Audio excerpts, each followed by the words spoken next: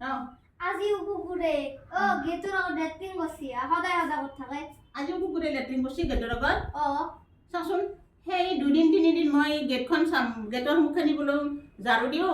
গেটৰ সন্মুখতে পায়খানা কৰি থৈ দিছে কুকুৰে কেনেকুৱা মানুহ এই ৰাতিপুৱা ফুৰিব অহাৰ চলেৰে কুকুৰকো লৈ আহিব আহি গেটৰ সন্মুখত বেলেগত গেটৰ সন্মুখে পায়খানা কৰিব দিব ফুটপাথত পায়খানা কৰিব দিব এইটো কেনেকুৱা কথা যদি মানুহৰ যদি থকা ঠাই হয় বাউণ্ডাৰীটোত পায়খানা কৰা ঠাই হয় কুকুৰৰ কাৰণে কিয় ঠাই নহয় কুকুৰকো অকণমান তাতে ঠাই কৰি দিলে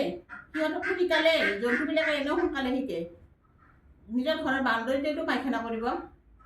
বেলেগৰ গেটৰ সন্মুখতে পায়খানা কৰি থৈ যোৱা এইটো ভাল কথা নহয় আপোনালোক সকলোকে কোৱা নাই যোনে সেনেকুৱা কৰে সেইবিলাকহে কৈছোঁ অনুগ্ৰহ কৰি গেটৰ সন্মুখত কুকুৰক পায়খানা কৰিবলৈ নিদিব যদি ভিডিঅ'টো ভাল পাইছে লাইক শ্বেয়াৰ কমেণ্ট কৰিব আৰু ফেচবুকত ফ'ল' কৰি যাব